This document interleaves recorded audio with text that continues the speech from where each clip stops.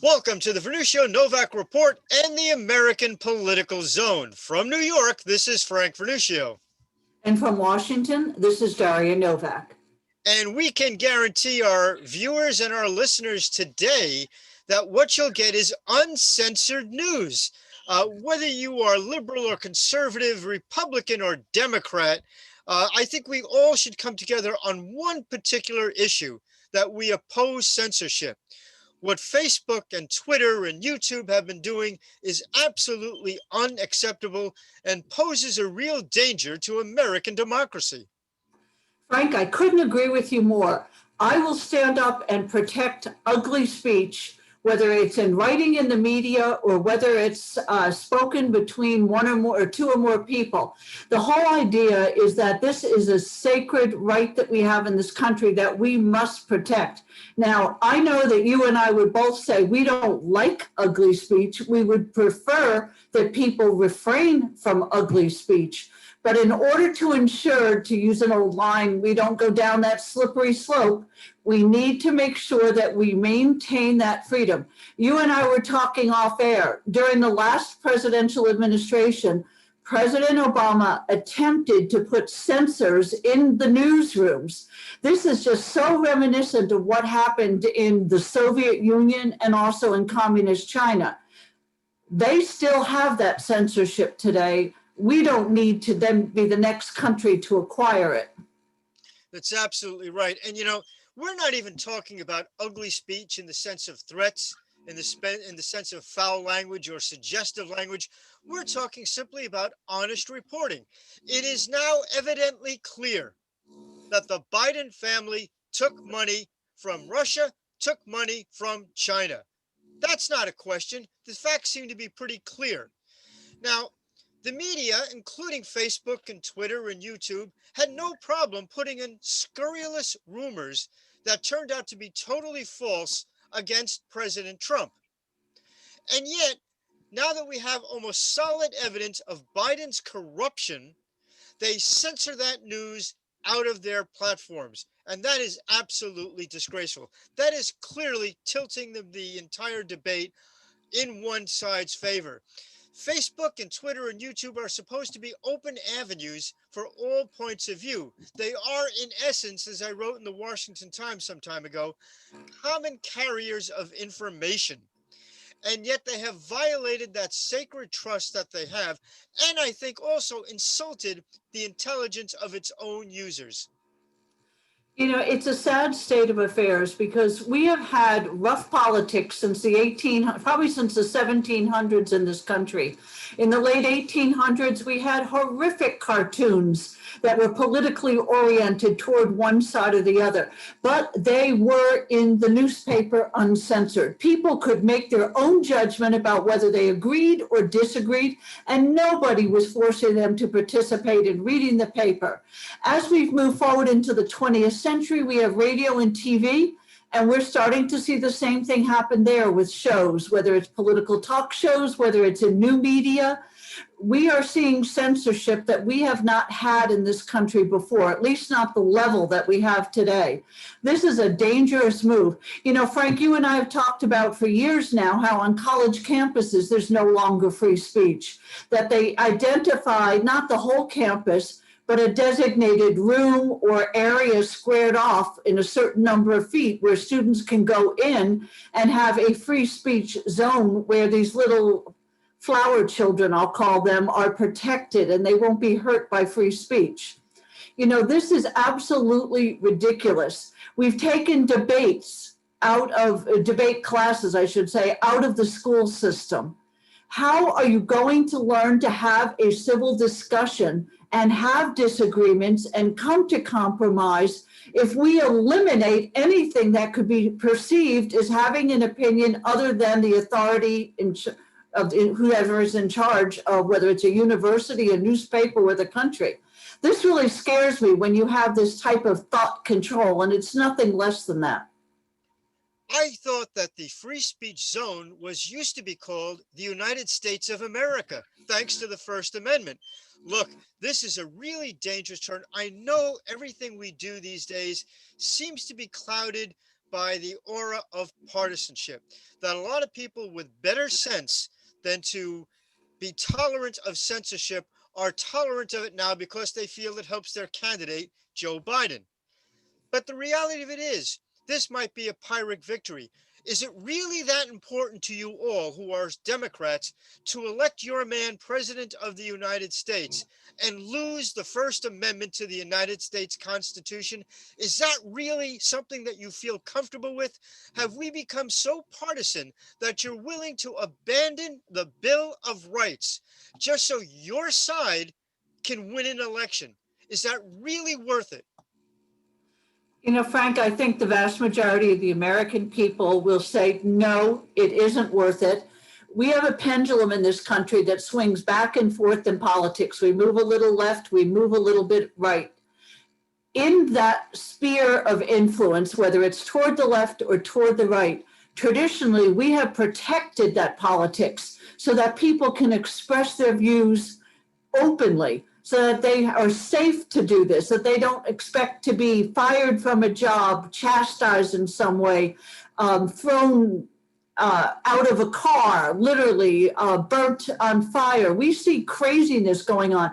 Now, that's not the majority of people that are operating in America, but there are some, whether it's linked to Antifa or other groups or movements, that really want to stop free speech. And they use all types of threats, intimidation, coercion to try to stop it. This election needs to be about allowing the American people to go to the polls and freely cast their ballot and cast it to protect the country moving forward. We have checks and balances, as you know. We'll have a Senate, we'll have a House of Representatives. They will be checking the president to some degree, hopefully. Whichever one wins.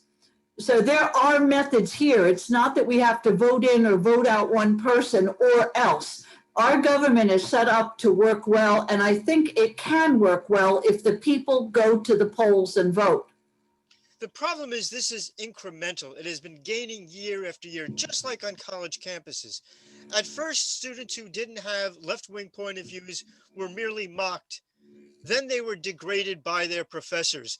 Then they were harassed in the classroom by those same professors. Now they're totally censored in many campuses. They're basically uninvited to be on campus at all. We're seeing the same thing happen in the United States of America as a whole.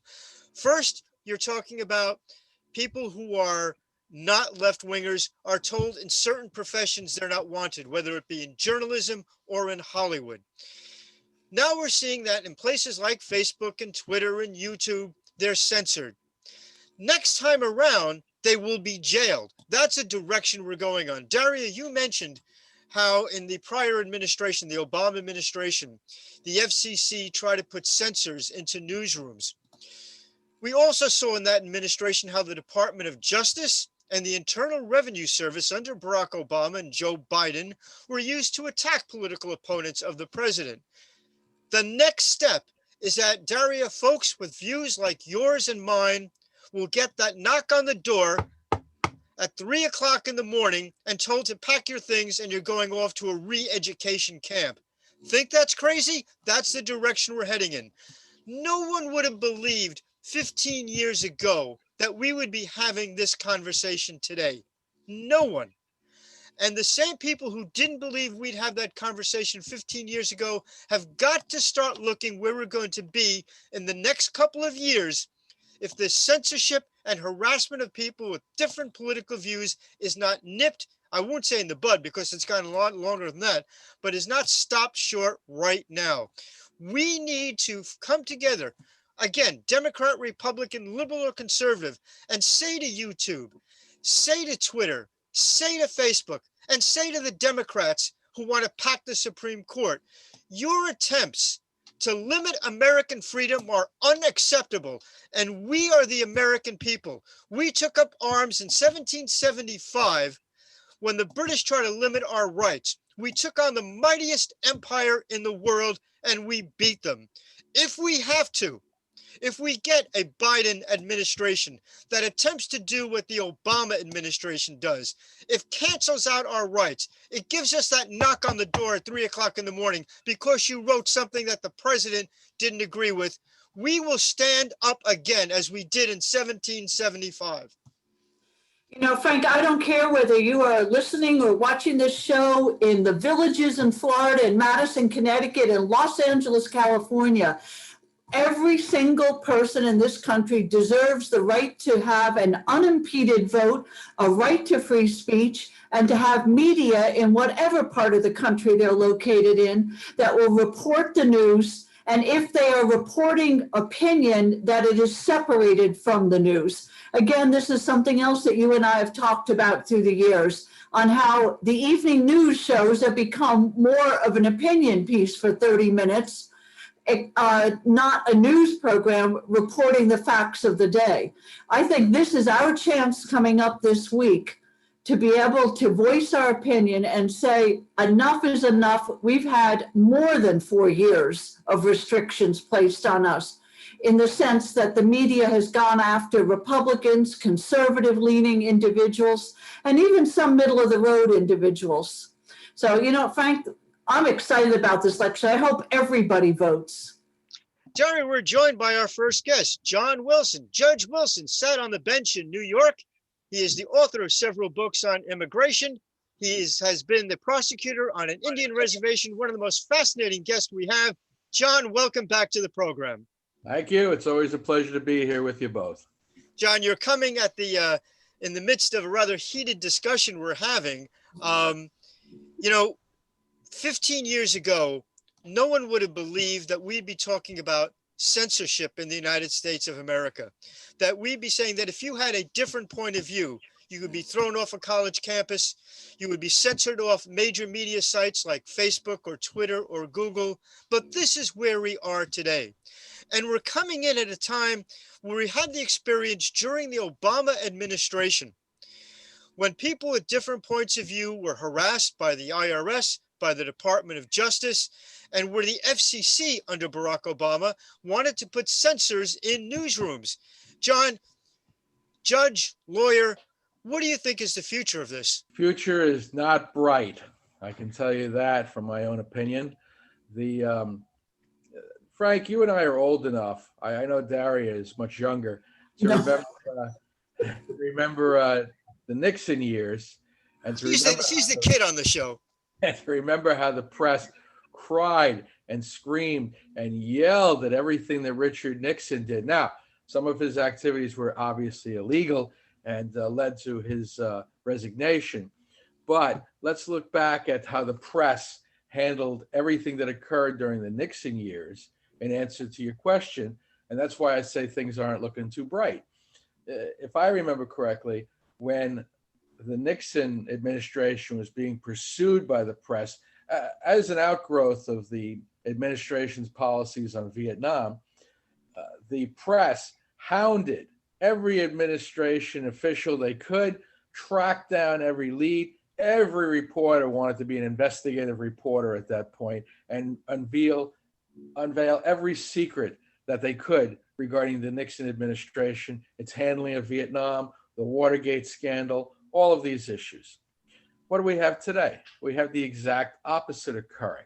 We now have a press, with one sole exception, that is completely ignoring any scandal against one of the two candidates for office now. And if this trend continues, you're going to have a press that is nothing but a lapdog to a Democratic administration, where we'd have the misfortune to have one elected this cycle. And even if he's not elected this cycle, my fear is for 2024.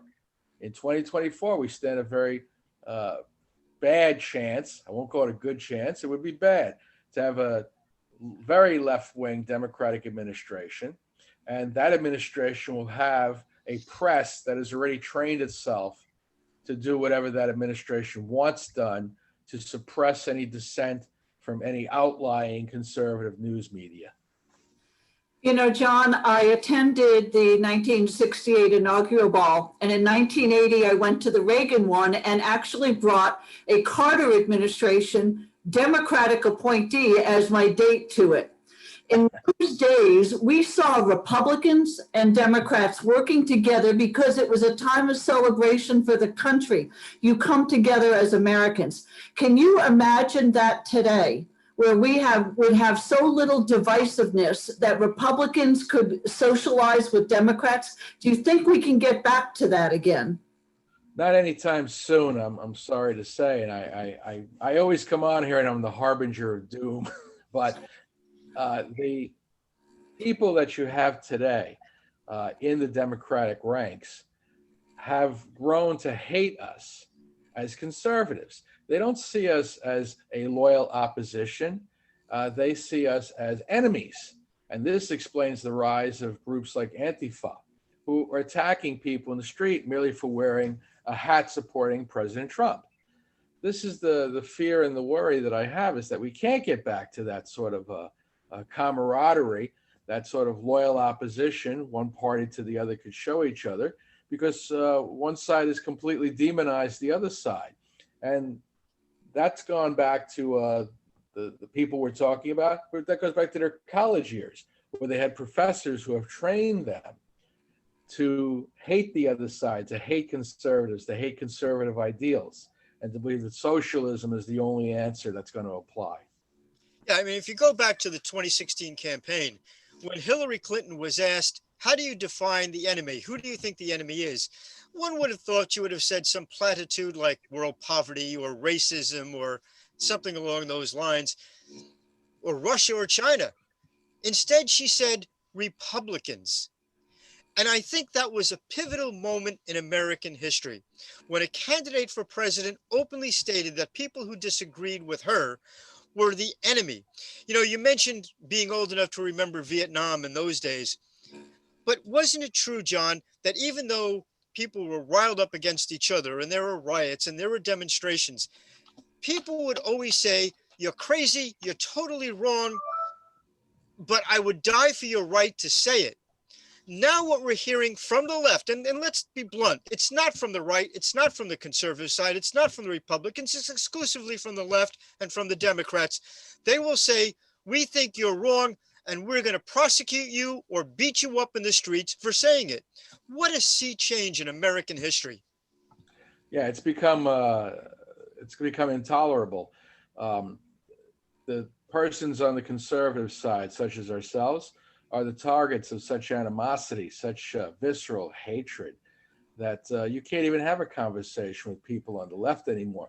I can remember being at a Yankee game and sitting in the stands, meeting another person sitting in front of me. And it turned out that he had been a Democratic operative back in the 60s. And we were able to have a conversation that he told me there was a Republican candidate that he was able to support one time because he felt that that person was good for the community. You can remember yourself in the past when often we would cross party lines to support each other's candidates if we thought they were going to be the best for the community. That's not going to happen anymore. Now, the left in particular, the Democrats, and I use that term interchangeably now, left and Democrat, have been assumed by a radical, socialist, Marxist-trained group of persons who see us as nothing but enemies who must be stopped in their quest to change our way of life. Well, you know what seems to have happened in this country? We've put labels on everything. And as soon as you label things, you start to splinter people into a group.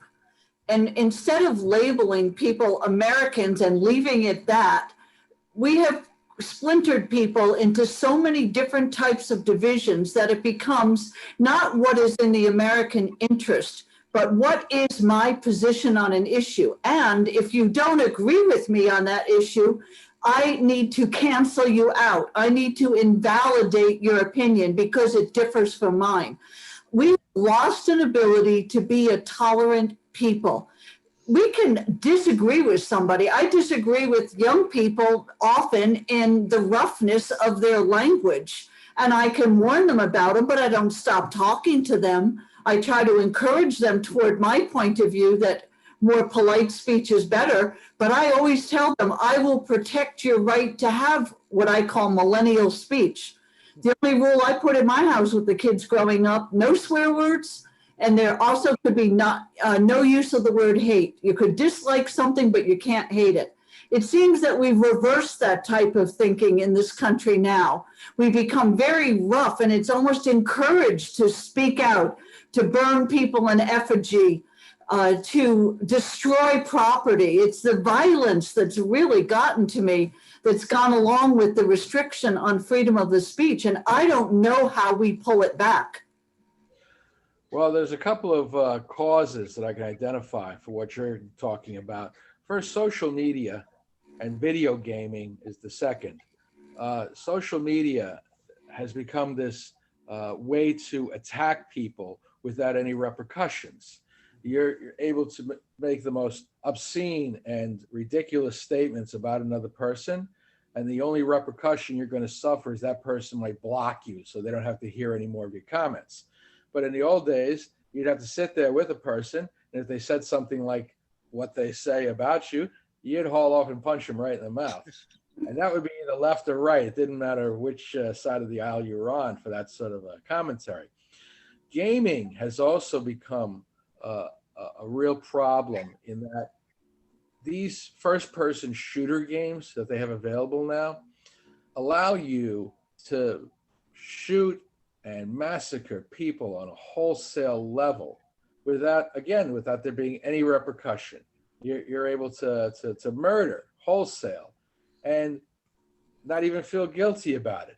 So when you combine the freedom of social media to have non-repercussion speech, and at the same time have this mentality that has inured you to other person's pain or feelings, you put those together and you create an Antifa. You know, I wonder, going forward, assuming that Biden wins the election. I heard that painful groan in the back. Somebody objected. Assuming that Biden won the election and the Senate, as Chuck Schumer, the minority leader of the Senate, Democrat from New York, goes forward with his threat to end things like the filibuster in the Senate, and the administration, the Biden Harris administration, goes ahead with their threat to pack the Supreme Court. Are we looking at a situation where there is almost no recourse to go back to the Bill of Rights as it has been practiced in the United States up until the advent of the Biden administration? Because look at all the avenues. Social media has been closed down to freedom of speech. The Supreme Court, the guarantor, the ultimate guarantor of our freedoms under the Bill of Rights, will have been neutralized. They will become essentially a political hack of the whatever administration is in power. And our college campuses will fail to promote or to advance the cause of any student who disagrees with liberal orthodoxy. Are we looking at essentially an apocalypse of freedom in the United States? Quite possibly. I mean, I think many people would call us alarmists to even be discussing these topics in this way. But how other way can it be described? I mean, when I wrote an article for you regarding the court packing scheme, I tried at to usagovpolicy.com. Correct. And I tried to take an optimistic view of it, that politics does tend to be circular, and that eventually those who are in charge, were Biden to be elected, will eventually have to face a conservative backlash. And that conservative backlash can change the rules again. So if you pack the Supreme Court, there's just as good a chance that a conservative administration will then pack that court with conservative judges. So if you take a long view of this, all politics is circular. So I want to throw some hope to the folks who are listening to us now and feeling like we're nothing but doom and gloom, while definitely we are facing some dark times, particularly if a Biden presidency were to occur. there is a future that could happen where a backlash would occur and a conservative president would be brought back into power and make those changes again. The problem is we might have to wait a long time for that to happen. It might be anywhere from 10 to 20 years before we have such a conservative backlash that's effective. And in the meanwhile, we have an administration that's going to do its best to turn us into Venezuela. I want to go to Derry in just a second, but Derry, if you don't mind. John, while I understand the circular nature of what you're describing, the problem is when those on the left get in power, they tend to take steps to prevent that from happening, to prevent that backlash against it from happening. The Bolsheviks took over in Russia from the Kerensky government after the revolution. It was 80 years afterwards that the Soviet Union, the Soviet government fell. When the Nazis took over after a free election in which Adolf Hitler was elected Chancellor of Germany, it wasn't until their defeat in World War II that those with a more intelligent view were able to regain power in Germany. If we look at Venezuela, if we look at Cuba, if we look at China, when the hard left gets in power, they put their fingers into everything to prevent that circular nature from occurring again. That is Correct. what is so concerning about this. When you hear the combination of censorship, packing the Supreme Court, packing the FCC with people who would restrict freedom of speech, and also, let's be blunt, establishing campaign regulations that would prevent any challengers from moving forward, this isn't like losing one election and then hopefully 2 years and then 4 years down the road coming back again. I believe that if the Democrats take both the White House and the Senate, that it would take something far more than just politics to restore the Bill of Rights to this country. That is entirely possible. And like I said, I was taking a long view. I don't think 1 or 2 election cycles would be enough to correct the damage of a Biden administration, or what would be even worse is a Harris administration. Which most likely it will be. Well, that's, if we're going to predict, I mean, you're already watching Biden fall apart as he couldn't even handle the last half an hour of the last debate and ended up making that terrible mistake of talking about destroying the oil industry. That only could have happened because he was exhausted. And you could hear him begin to falter and slur his words and checking his watch and all those other gestures. So that goes without saying that a Biden administration wouldn't last more than anywhere from 3 months to 1 year, and that a Harris administration would probably take over rapidly. After that, she's a real danger to democracy. I think there's no other way to describe Kamala Harris. But what I'm describing is a longer term. What you're talking about, if I'll use the words, civil war. Is a second civil war possible? We've discussed it on this program before. Yes, I absolutely believe that if a Biden-Harris administration comes in, makes the changes you're describing, that it very well may be that a second civil war is what's necessary to correct this problem. However, again, the administrations that you've described often fall apart as the socialism collapses in upon itself. And yes, it takes a long time. It can take 50, 80 years without a second civil war. But those administrations do fall apart. And Americans, by the way, are not like the people in the countries that you're talking about. Americans have an independent spirit. And we have a center of this country that I've lived in that has that deep, abiding love of freedom, and is not going to tolerate socialism for very long. So I don't think if a Biden-Harris administration comes in, it's going to take 50 years to reverse their misdeeds. You know what scares me, John, is I think that President Trump is going to win, but what if he doesn't? If I were a Chinese leader today and I looked at a Biden-Harris administration, I would see an incompetent president who's not capable of making good decisions as a leader. I'm not taking away from Joe Biden as a person or any of the other arguments that have gone on with China and the sun and the money and the corruption, but simply from the point of view of this man's health is such that I don't think he can lead the country. China has already showed signs of being very aggressive toward Taiwan. Could a Biden administration make the decision to follow along the lines of our 1954 Mutual Defense Treaty, though it doesn't actually require us to go and take up arms in Taiwan's favor? We are required to supply arms. Could a Biden administration actually stand up and do its duties? If I was China, that would be the time to attack Taiwan. It would be the time to go after other countries. We see China moving into Eastern Europe, into Georgia, in different areas with trade deals and trying to get an overland road to go into Eastern Europe, which would give them access to West European markets. I think there are so many critical issues that really the voters may not be involved in all the details of these issues, but it's critical that we have a president that is strong and can handle them.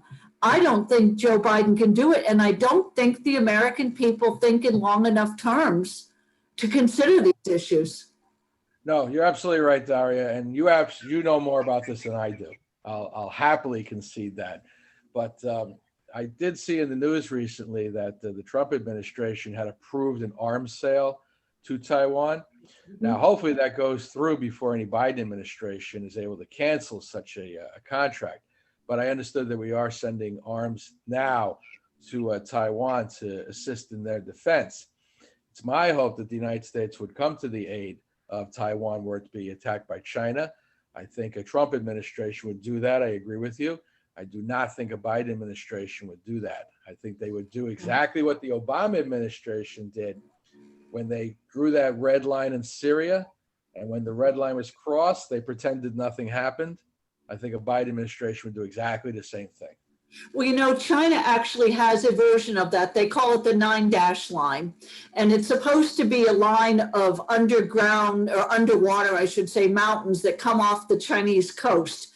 But each time the Chinese want to do something, they keep moving that 9-dash line, as it's called, further into the South China Sea to the point where they now control almost all of the South China Sea. Now, that's important to all people in the world because almost 2/3 of the commercial maritime traffic goes through that area of the world.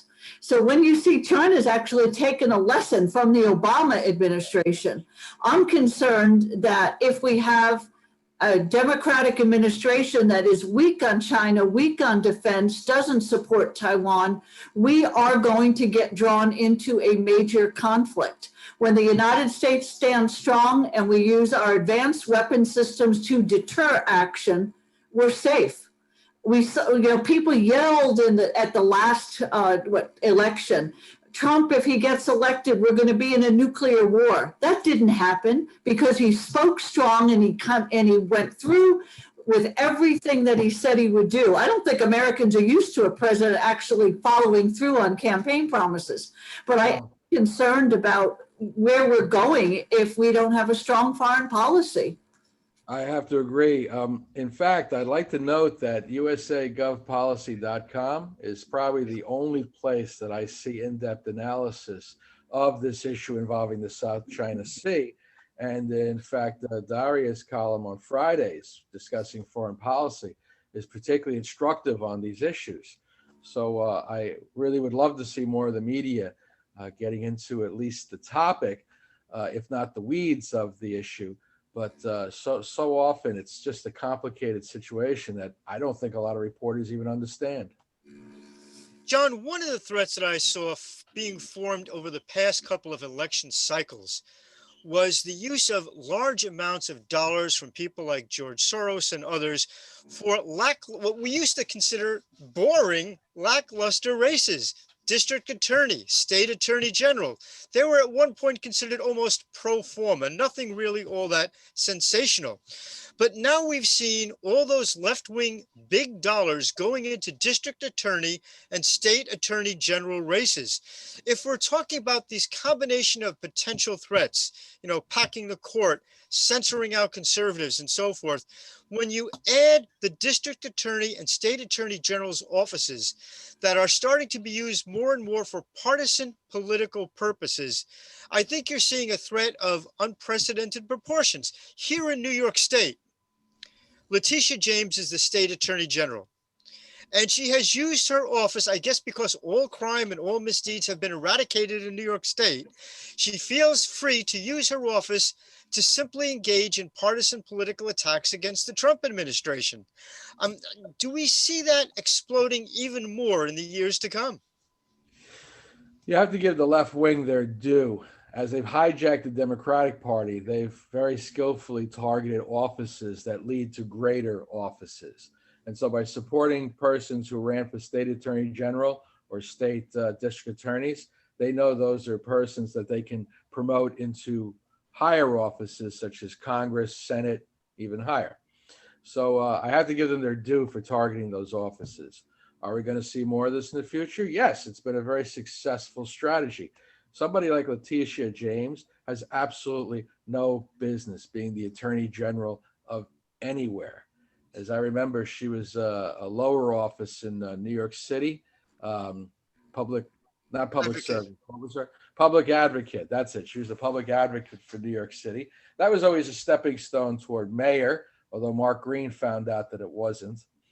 But Letitia James seems to have made her inroads with the left wing of the Democratic Party and promoted her into that position. The same thing with the district attorneys now you see in New York. All of them, for most part, are united in accepting this no bail policy that's been so disastrous for the city and busy concentrating on what they feel is systematic racism instead of the old-fashioned job of fighting crime. So yes, this has been a successful strategy for the left. We're only going to see more of it as long as it remains successful. And the persons that are being elected to these offices, I question the competence of some of them, but I do not question the party fidelity of most of them. They are adherents to the left wing of their party's policies. John, you're out in the Dakotas. You lived in New York, so you've had perspectives from both sides of the equation, if you will. What is your feeling for what the American people are really like? Are they tired of the confrontation of the politics? Do they want to change, or do you think that the change is something they were promised in 2016 and we're still working toward getting? Well, it's a little of both. I think some people are disappointed that we didn't get further after the 2016 election, but I think a lot of people across the country recognize that President Trump's economy was successful on so many levels, that African Americans, other minorities were being employed in record numbers, that there was definitely a strong feeling of success in this country. And then, of course, what shut everybody down was COVID. And the COVID crisis really knocked the economy backwards. I think a lot of people understand that that's what happened. And when they hear President Trump talk about his economy in his campaign speeches, they understand that he's reaching toward getting that back. While Democrats, I think the majority of people see Democrats want to do nothing more than just continue the lockdowns. I mean, if you listen to Joe Biden's rhetoric, he's said as much that his intention is to return to the lockdowns. Meanwhile, there's nothing to justify those continuing lockdowns. If you look at the COVID numbers, what they're calling spikes are among people who are in the 20 to 29 age range mostly, who recover from the illness very rapidly, that there are less deaths than there were, that there isn't the rapid death rate that we had earlier in, say, March or April. So nothing justifies these continued lockdowns. But this is a tool that the Democrats are using. And I think many people, they're calling it COVID fatigue now. Many people have the sense that this lockdown situation being fostered by the Democrats is unnecessary.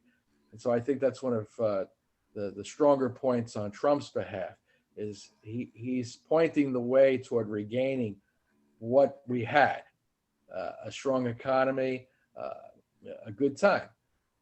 He can bring it back. And I think that pointing to the difference between himself and Biden is probably his most successful strategy with the American people. 2 points I want to make. One, I absolutely crack up laughing when I hear people blame the virus on the president as if he created this worldwide virus. And I'm thinking how ignorant these people are when when we have situations in tens of thousands of miles away, but somehow this president gets blamed for everything. Second point is, and I know you both have gone through law school, so you'll appreciate this. We could have absolute security in this country, or we could have absolute freedom, but both of those can end up being dangerous. We need to have that balance in there, that check and balance. I think the Trump administration has done that. And I think that the Democrats that we see today, those that are very far left leaning, would like to move that balance toward government control. Now, that doesn't really produce safety to me. What do you think the dangers are of too much government control over this virus or anything else? For me, I'll try to answer. As I've written in usagovpolicy.com, the danger is that the Democrats who have been most strident in creating these lockdown situations are flexing their muscles and have learned that people in their areas are willing to do what they're told. And that's been the real danger of this whole COVID situation, is that governors who are telling you lock down, close your restaurant, close your unnecessary businesses, which of course don't include lotteries and liquor stores, don't go to church because that's dangerous too. Those governors have found a source of power in having people follow their direction by being convinced, yes, this is all in our own best interest and our own good. And, I'll only go to the liquor store and buy my lottery tickets, but I won't go to church because, I'm afraid I'll catch COVID at church.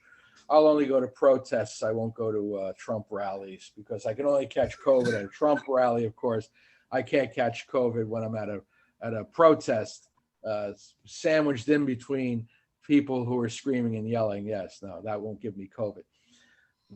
That's been the real danger. And not enough lawsuits have been filed, and not enough lawsuits can be filed to challenge these Democratic mayors and governors and other officials who are overstepping their bounds.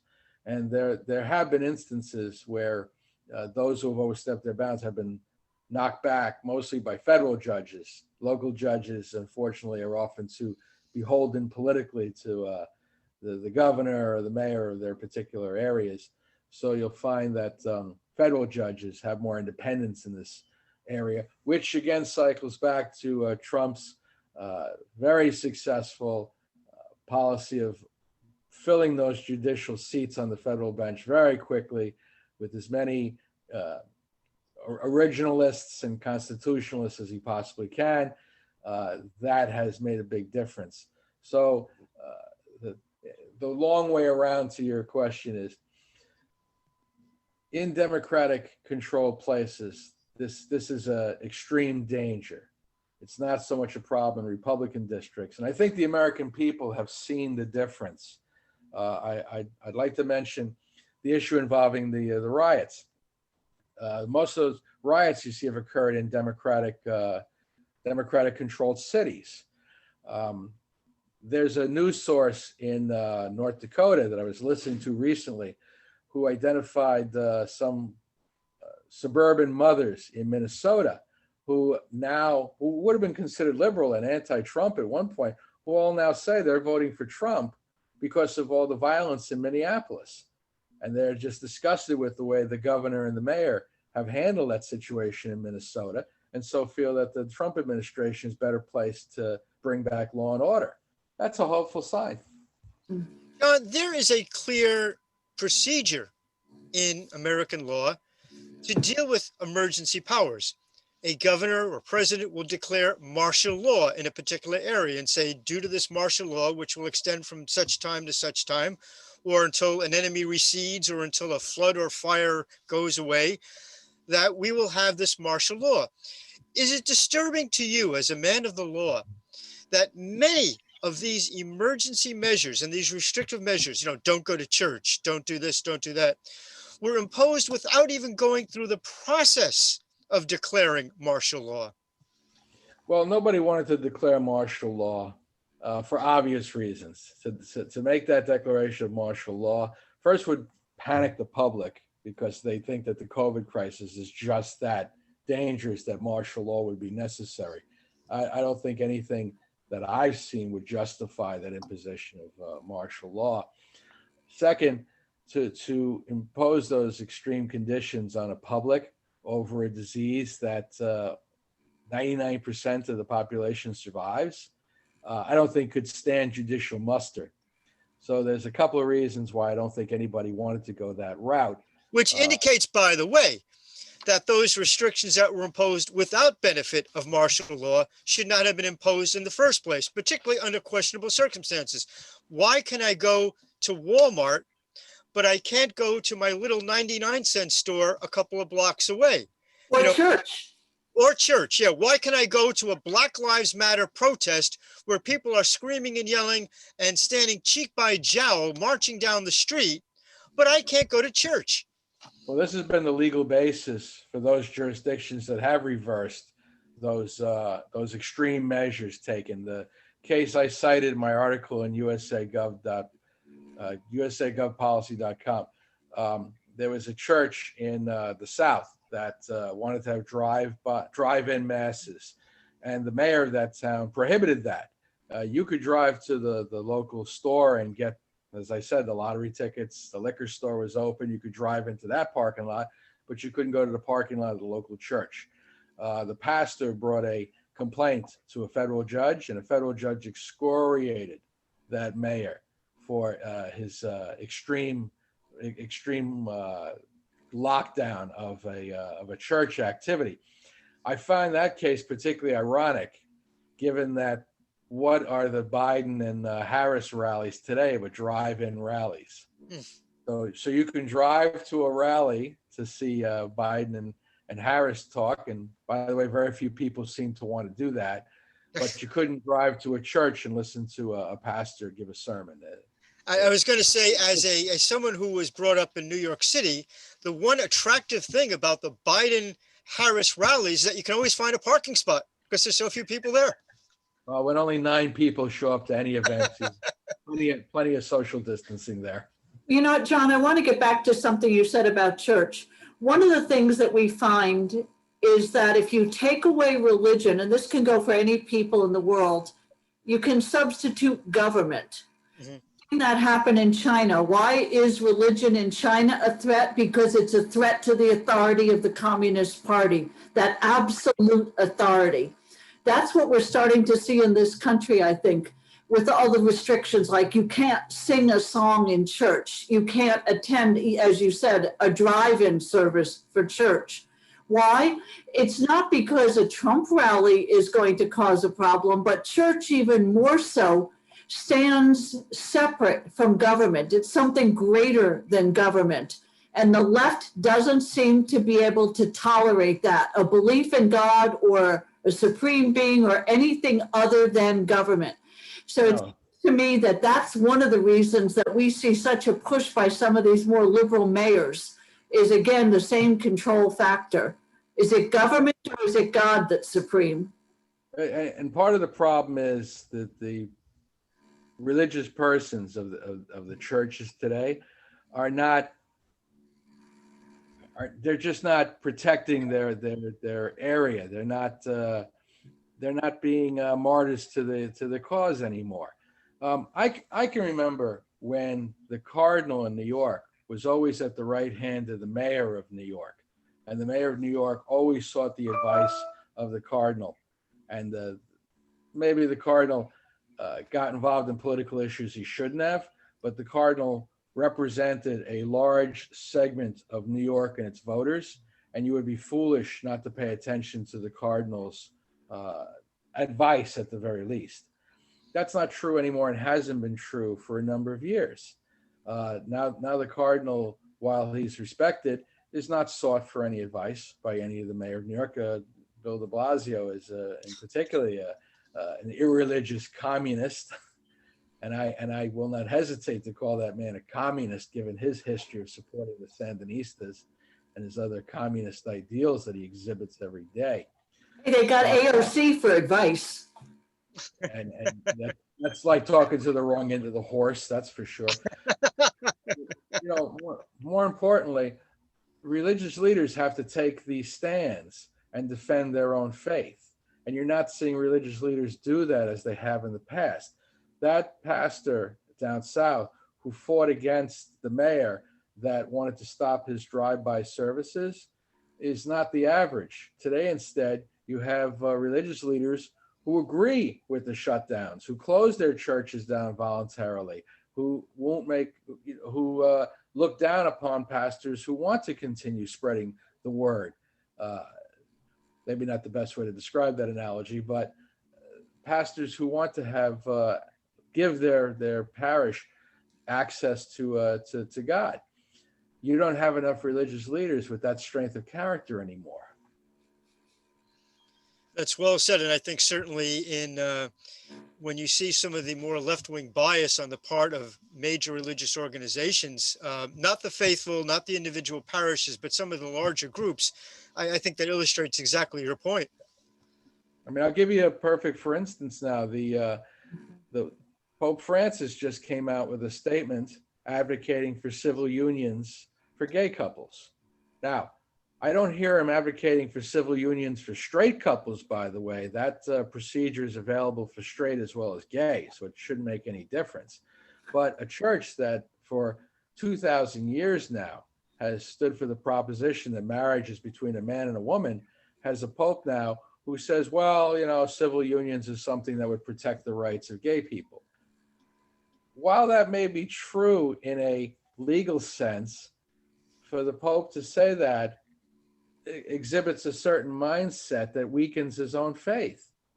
And now you're seeing a conflict within the church. You saw the Bishop of Providence, Rhode Island, issue a statement immediately saying that this statement is inconsistent with Catholic teaching. And then you see the Bishop of Boston, O'Malley, come out right away and try to explain the Pope's statement in terms that would be acceptable to the left. That yes, we think that gay rights are just wonderful. That's not a Catholic position to say that civil unions are allowable. It may be a legal position, and I've always been a big one to separate what's legal from what's moral. Unfortunately, it's a necessity in our society. But for the leader of the Catholic Church to make this statement shows his worldliness, his interest in a worldly issue rather than a religious one. And that's what I'm pointing to, is that religious leaders today don't seem to have the convictions of their own faiths. Does this bring up a somewhat larger issue? Are we in an era when the left has succeeded in getting these various social networks, whether it's going to be universities, whether it's going to be the heads of some religions, whether it's just going to be a whole plethora of organizations, organized, united, and militarized to some extent, while conservatives have been more content to show up at the polls every 4 years, but not consider politics a full-time preoccupation. It seems the difference between the left and the right when it comes to the practical business of politics is that the traditional view of politics taken by conservatives is that this is something that's one part of their existence. Whereas on the left, it has become essentially a militarized thing where 24/7, 7 days a week, 52 weeks a year, the march to control is something that they are devoted to. Well, these are dedicated revolutionaries, and they have been since at least the 1960s. We've been facing a hardcore group that has been advancing their interests incrementally over the years. Look back to the 1968 convention. And in the 1968 convention, there were riots outside, all the leftists trying to break into the Democratic convention. But what did the Democrats do? Rather than fight these persons, they let them in the door, and they tried to work them into their party. In doing so, by the 72 convention, they had a very radical platform, and that platform has only got more radical as more and more of that left-wing contingent takes control of the party, to the point where you have the party you have today. That this is probably the last candidate they'll put forward who isn't an avowed socialist. I can almost guarantee you the next candidate they put forward in 2024 will probably call himself either a democratic socialist or words to that effect. John, I've got to mention something. My dad was working for ABC News at that Democratic convention in '68 and was hurt by the rioters. And when he came home and he was talking about it, he actually said that if this continues in the country the way it was at the '68 convention, he said, in my lifetime, I would see cities burning. And you know what? We're seeing that today. Seeing cities burning, exactly so. And it's the children of those radicals of '68 that are out burning those cities. And isn't it fascinating that it's not only that the cities are burning, we've had periodic riots going past back to the Civil War and beyond. But what's different this time is that mayors, and in some cases even governors, rather than being on the side of restoring peace and order in their jurisdictions, are in some cases siding with and indeed almost encouraging those who are doing the burning and the looting. We only have to look at what's going on in a place like Portland, where Mayor Ted Wheeler has basically marched with the Antifa and Black Lives Matter folk. Yeah, ironic, isn't it? And then they chased Mayor Wheeler out of his own home. So I don't know why people like Mayor Fry in Minneapolis or Mayor Wheeler in Portland are appeasing these crowds, because the appeasement means nothing to them. If they don't toe that party line, they end up being attacked by that same mob that they're trying to appease. You're right. There used to be a difference where a mayor of a town would not tolerate rioting, would send the police out to stop the rioting, one way or another. Sometimes the hand was too heavy, as happened in '68, and ended up falling into the hands of those left radicals. But at the same time, you restored order. Now there's absolutely no effort to restore order, and mayors in places like Baltimore, places like New York, places like Portland, have told their police force to stand down and don't let them protect property and protect persons' lives.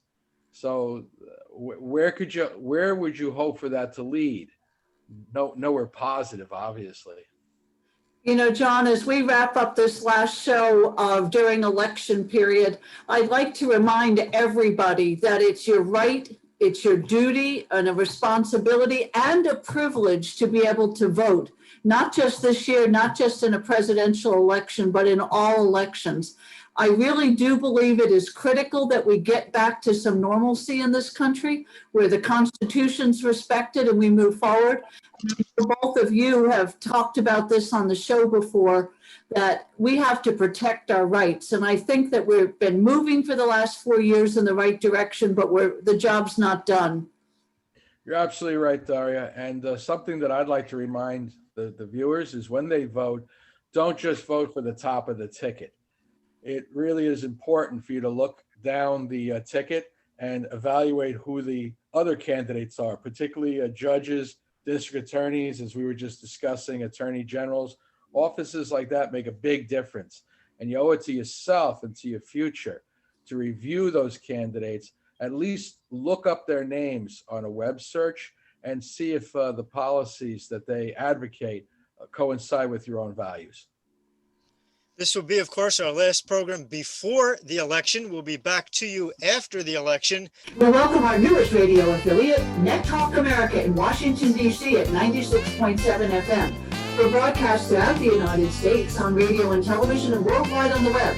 Watch us on Roku, public broadcast stations, and on the AM/FM 247.com network. You can access the program anytime on our website at usa.govpolicy.com. Join us again next week.